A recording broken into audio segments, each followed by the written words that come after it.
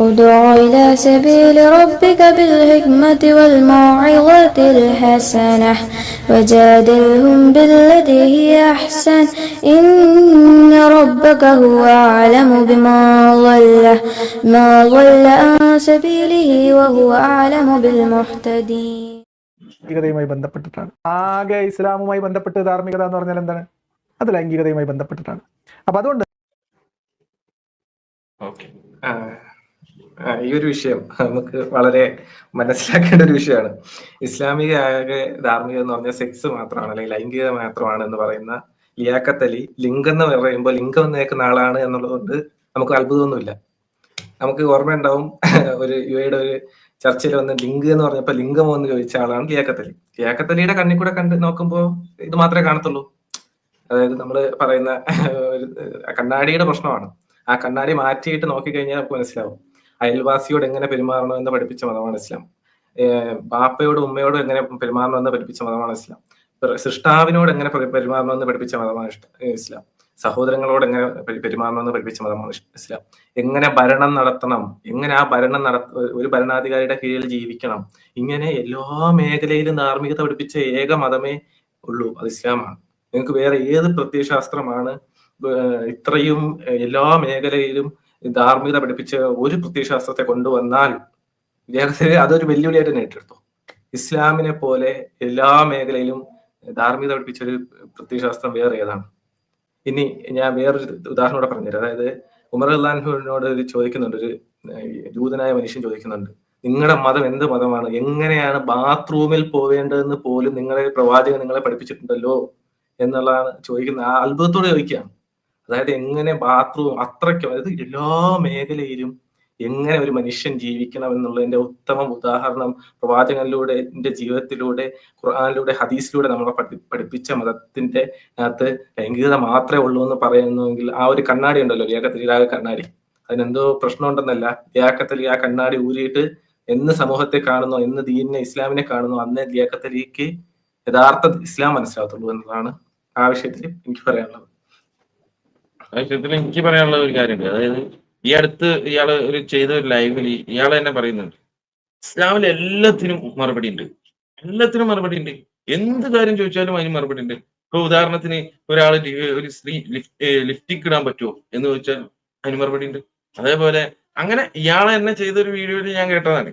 അപ്പൊ ഇത് ഇരട്ടത്താപ്പാണ് എന്നാണ് ആദ്യം പറയാനുള്ളത്. പിന്നെ പറഞ്ഞാൽ ഈ സോഫ്റ്റ്വെയറിന്റെ പ്രശ്നമാണ്. ഇപ്പൊ രവിചന്ദ്രനെ പോലെയുള്ള ചെങ്കിസ് ഖാൻ മുസ്ലിം ആക്കുന്ന, അല്ലെങ്കിൽ സ്പേസിലേക്ക് ബലൂണ് പിടിച്ച് പോകാന്നൊക്കെ പറയുന്ന ആ ഒരു സോഫ്റ്റ്വെയറിന്റെ പ്രശ്നമായിട്ട് ഇത് കാണാൻ കഴിയുള്ളൂ. അല്ലാതെ ഇപ്പൊ ഇത് മാത്രമേ ഇയാള് കാണുന്നുള്ളൂ എന്ന് പറഞ്ഞു കഴിഞ്ഞാൽ അത് അത്ഭുതമായിട്ടാണ് തോന്നുന്നത്. കാരണം ചരിത്രകാരന്മാരും അതേപോലെ ഈ വിഷയമായിട്ട് ബന്ധപ്പെട്ട് ഇസ്ലാമിനെ പഠിച്ച ആളുകളൊന്നും ഇങ്ങനെ പറയില്ല എന്നുള്ളത്. കാരണം കൃത്യമായിട്ട് ഇസ്ലാമിന് എല്ലാത്തിനും ഒരു അച്ചടക്കം, അല്ലെങ്കിൽ ഒരു നേരത്തെ പറഞ്ഞ പോലെ തന്നെ എല്ലാത്തിനും ഒരു ബേസ് ഉണ്ട്. എന്ത് കാര്യത്തിനും. ഇപ്പം ആധുനികതയാണ് നമ്മൾ എന്ന് പറയുന്ന ആളുകള് ഇപ്പം രക്തദാനം എന്ന് പറഞ്ഞിട്ട്, പണ്ടൊന്നും ഈ രക്തദാനം ഒന്നും ഇല്ല. ഇപ്പൊ ഹോസ്പിറ്റലുമായിട്ട് ബന്ധപ്പെട്ട കാര്യങ്ങളൊക്കെ വന്നതിന് ശേഷം ഈ രക്തദാനമൊക്കെ വന്നത്. അതൊക്കെ ഒരു മുസ്ലിം ചെയ്യുന്നത് മുമ്പ് തന്നെ ഈ വിഷയമായിട്ട് ബന്ധപ്പെട്ടിട്ട് ഇസ്ലാമിന് എന്തെങ്കിലും പറയാനുണ്ടോ എന്ന ഒരു അന്വേഷണം അവൻ നടത്തും. അതിൽ കൃത്യമായിട്ട് അവന് മറുപടി കിട്ടുന്നുണ്ട്. എന്താണ്? അതെ, രക്തദാനം ചെയ്യുന്നത് നല്ലതാണ്, അത് ഒരു മനുഷ്യനെ രക്ഷിക്കാന്നുള്ളതാണ്, അതിന് അവന് നല്ല പ്രതിഫലം കിട്ടുമെന്ന് പറയും. അതുപോലെ ഏത് വിഷയങ്ങളും നിങ്ങൾ എടുത്തോ, ഇപ്പൊ മൊബൈല് അല്ലെങ്കിൽ ലാപ്ടോപ്പ് ഇതൊക്കെ ഉപയോഗിക്കുന്ന ആൾക്കാരാണ്. നമ്മൾ അതിനും ചോദിക്കൂ, അതിനും ഉത്തരമുണ്ട്. ഏത് രീതിയിൽ അത് ഉപയോഗിക്കണം എന്ന് പറഞ്ഞു തരും. അത് നല്ല രീതിയിൽ ഉപയോഗിക്കണം, ഉപയോഗിക്കുന്നതിനും കുഴപ്പമില്ല, പക്ഷെ ഉപയോഗിക്കേണ്ട രീതി പറഞ്ഞു തരും. അതാണ് ധാർമ്മികത എന്നുള്ളത്. നിങ്ങൾക്ക് ശാസ്ത്രം വെച്ചിട്ട് ഒരിക്കലും അളക്കാൻ കഴിയുന്ന ഒരു സാധനമല്ല. നിങ്ങൾ ശാസ്ത്രം വെച്ചിട്ട് ഒരിക്കലും അതിനെ അളന്ന് കണ്ടുപിടിക്കാനുള്ള ഒരു അവസ്ഥയിൽ എത്തട്ടെ, അപ്പൊ നമുക്ക് സംസാരിക്കാം എന്നാണ് ആ വിഷയത്തിൽ പറയാനുള്ളത്. വേറെ എന്തെങ്കിലും അറിയുണ്ടോ? അല്ല, ഇവര് സ്ഥിരം ഇസ്ലാമിനെ കുറിച്ച് കംപ്ലൈന്റ് പറയുന്നത് ഇതാണ്. ഇത് എല്ലാ കാര്യത്തിലും കയറി ഇടപെടുന്നത് എന്തിനാ? രാഷ്ട്രീയത്തിൽ കയറി ഇടപെടുന്നത്, പെണ്ണുങ്ങളുടെ വസ്ത്രധാരണത്തിൽ കയറി ഇടപെടുന്നത്, അതിൽ ഭക്ഷണം കഴിക്കുന്നതിൽ കയറി ഇടപെടുന്നത് എന്നൊക്കെ പറഞ്ഞുകൊണ്ട് ഇവര് കംപ്ലൈന്റ് പറയുന്ന കാര്യങ്ങളാണ് ഈ പറയുന്നത്. മനസ്സിലാ? ഇതിൽ എന്ത് പറഞ്ഞാലും നിങ്ങൾക്ക് ഇതിന്റെ ഉള്ളിൽ കയറി ഇടപെടേണ്ട വല്ല കാര്യമുണ്ടോ? നിങ്ങൾക്ക് നിങ്ങളുടെ ഒരാളുടെ ഒരു ധാർമ്മികത അല്ലെന്നുണ്ടെന്നുണ്ടെങ്കിൽ ഒരു മതം എന്ന് പറയുന്നത് നിങ്ങളുടെ ഒരു പേഴ്സണൽ കാര്യമല്ലേ? നിങ്ങൾ എന്തിനാ അത് ഈ രാഷ്ട്രീയത്തിലേക്ക് കൊണ്ടുവരുന്നത്? നിങ്ങൾ എന്തിനാണ് അതിന്റെ ഉള്ളിൽ മറ്റേ സ്വത്ത് ഭാഗം ചെയ്യുമ്പോൾ എന്തിനാണ് അതിന്റെ ഉള്ളിലേക്ക് മതം കൊണ്ടുവരുന്നത് എന്നൊക്കെ പറഞ്ഞുകൊണ്ട് കംപ്ലൈന്റ് ചെയ്യുന്ന ആൾക്കാർ തന്നെയാണ് പറയണത് അതിന്റെ ഉള്ളിൽ ഒന്നിലും പറഞ്ഞിട്ടില്ല, ഈ ലൈംഗികതയിൽ മാത്രം പറഞ്ഞിട്ടുള്ളൂ എന്നുള്ള രീതിയിൽ. അപ്പൊ അതൊക്കെ അത് ഇവർക്ക് ഈ നേരത്തെ പറഞ്ഞുള്ളതെന്ന് വെച്ചിട്ടുണ്ടെന്നുണ്ടെങ്കിൽ ഇരട്ടത്താപ്പിന്റെ തന്നെയല്ല, അവർക്ക് അറിയാം ഏത് അവസരത്തിലാണ് ഏത് ആരോപണം ഉന്നയിക്കേണ്ടതെന്നുള്ളത്. ഈ കാര്യത്തിൽ പറയുമ്പോൾ അത് മാത്രം അതിനെക്കുറിച്ച് മാത്രം പറയണം എന്ന് പറയും. ബാക്കിയുള്ളടത്തൊന്നും ശരി എന്തിനാ അവിടെ പറയണെന്ന് പറയും. അങ്ങനത്തെയൊക്കെ ഓരോരോരോ ആൾക്കാരെ പറ്റിക്കുന്ന ടൈപ്പ് ഉള്ള ഒരു സെറ്റപ്പ് ആയത് കാരണം കൊണ്ട് അവർക്ക് നമ്മളതിൻ്റെ ഉള്ളിൽ ശരിക്കും പറഞ്ഞാൽ അതിനുള്ള ഒരു അത്ഭുതം തോന്നേണ്ട കാര്യമില്ല. എന്നാലും ആ ഒരു കാര്യം ചൂണ്ടിക്കാണിക്കേണ്ടത് നമ്മൾ ബാധ്യത എന്നുള്ള രീതിയിൽ. ഓക്കെ, സബീർ പറഞ്ഞതിന് ഫോളോ ചെയ്ത് പറയുകയാണെങ്കിൽ അതുകൊണ്ടാണ് നമ്മൾ ടൈറ്റിൽ നുണകളുടെ ഭണ്ഡാരം ലേഖത്തിൽ അയച്ചു വെച്ചിരിക്കുന്നു പറഞ്ഞത്. ഓരോ ലൈനിലും നുണയാണ്, ഓരോ ലൈനും നുണയാണ്. ആരെങ്കിലും വിശ്വസിക്കരുത് ഇസ്ലാമിൽ ലൈംഗിക മാത്രമാണ്. ഇവർക്ക് അതാണ് ഏറ്റവും പ്രശ്നം. ഈ ഒരു കാര്യത്തിൽ മാത്രം ഇസ്ലാം ഒന്ന് ലൂസ് ചെയ്ത് കൊടുത്തു കഴിഞ്ഞാൽ ഇവര് വിമർശിക്കത്തില്ല, അറിയാവോ? ലൈംഗിക കാര്യത്തിൽ കുഴപ്പമില്ല, നിങ്ങൾ ആരുടെ പൊയ്ക്കോ എന്ന് പറഞ്ഞു കഴിഞ്ഞാൽ ഇവര് ഇസ്ലാമിനെ ചേർത്ത് പിടിക്കും. ഇവർക്ക് വേണ്ടതാണ് ഇത്, ലൈംഗികതയാണ് ഇവർക്ക് പ്രശ്നം. വേറെ ഇവർക്ക് എന്തോ നാടിനോട് വല്ല പ്രതിബദ്ധതയുണ്ടോ, പാവപ്പെട്ടവരോട് പ്രതിബദ്ധതയുണ്ടോ, അയൽക്കാരനോട് പ്രതിബദ്ധതയുണ്ടോ? ഒന്നുമില്ല. തന്റെ കാര്യം നോക്കണം, മാക്സ് അടിച്ചു പൊളിച്ച് ജീവിക്കണം. പെണ്ണുങ്ങള് ഇങ്ങനെ മൂടി മറച്ചു പോകരുത്, വീട്ടിൽ അടച്ചു വെക്കരുത്, അല്ലെങ്കിൽ കൺട്രോൾ ചെയ്ത് വെക്കരുത്, ഫ്രീ ആയിട്ട് വിടണം, തോന്നിയ പോലെ ഇന്നൊരാൾ നാളെ ഒരാൾ ഇങ്ങനെ ജീവിച്ച് അടിച്ചു പൊളിച്ച് കളയണം. ഇതിന് എതിര് നിൽക്കുന്നത് മാക്സിമം ഇസ്ലാമാണ്. അപ്പം അതിനെ എതിർത്താൽ മതി, ആ ഒരു കാര്യം മതി. അതുകൊണ്ടാണ് അത് മാത്രമേ ഉള്ളെന്ന് ധാർമ്മികതയിൽ പറയുന്നത്. ആ ലൈംഗികതയിൽ ധാർമ്മികത ഇസ്ലാം പറയുന്നുള്ള ഒരെണ്ണെങ്കിലും സമ്മതിച്ചെന്നുള്ളത് എന്റെ ഒരു സന്തോഷം. ഒരു ധാർമ്മികത ഇസ്ലാം ഇല്ലെന്നാണ് സാധാരണ പറയാറ് അവര്. ഒരെണ്ണത്തിന്റെ ലൈംഗികതയിൽ ധാർമ്മികത പറഞ്ഞിട്ടുണ്ട്. ഞാനിപ്പോ പറയണമെന്ന് വിചാരിച്ചാണ് അത്. നേരത്തെ അജ്മല് പറഞ്ഞതല്ല, മഞ്ഞപ്പത്തുള്ളവർക്കെല്ലാം മഞ്ഞായിട്ട് കാണുള്ളൂ, അതൊന്ന്. പിന്നെ നേരത്തെ മൈത്രിയെ കണ്ടിട്ടാണ് ചോദിച്ചത്, ഈ ഇസ്ലാമിൽ ഏതെങ്കിലും ഒരു കാര്യത്തിന്റെ ഉള്ളിൽ നന്മ പറഞ്ഞേക്കണം എന്തെങ്കിലും ഉണ്ടോ എന്ന് പറഞ്ഞിട്ട് യുഎക്കാർ പൊളിച്ചു കൊടുത്തായിരുന്നാണ്. ഒരായത്തിൽ തന്നെ 10 വെച്ചിട്ട് നന്മയുണ്ടെന്നുള്ളത് കാണിച്ചിട്ട് അവർ ഷോർട്സും ലോങ് വീഡിയോ ഷോർട്ടൊക്കെ ആയിട്ട് അവർ പറഞ്ഞു കൊടുത്തായിരുന്നാണ്.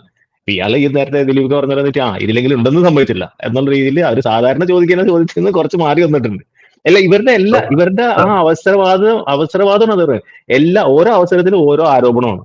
അതായത് ഒരു സ്ഥലത്ത് പറയും ഒന്നുമില്ല എന്ന് പറയും, ചിലപ്പോൾ അവർക്ക് ഇപ്പൊ ഈ ഒരു വിഷയം അവതരിപ്പിക്കുന്ന സമയത്ത് ലൈംഗികതയുടെ വിഷയം പറയുമ്പോൾ ലൈംഗികതയിൽ മാത്രമേ ഉള്ളൂ എന്ന് പറയും. മറ്റേടത്ത് എന്നിട്ട് പറയുമ്പോൾ ഇതെന്ത് എല്ലാത്തിലും കയറി ഇറങ്ങണമെന്ന് പറഞ്ഞുകൊണ്ട് അവിടെയും കംപ്ലൈന്റ് പറയും. ഇവർക്ക് കംപ്ലൈന്റ് പറയാത്ത അവസരങ്ങളില്ല. അതെ, മൈത്രേയൻ ഉത്തരം ലേഖത്തിൽ കൊടുത്തു, ഒരു ധാർമ്മികത എടുത്ത് പറഞ്ഞു ഇതെങ്കിലും ഉണ്ടെന്നുള്ളത്. അപ്പം ലഹരിയെ കുറിച്ചുള്ള നിങ്ങളുടെ കാഴ്ചപ്പാട് എന്താണ്?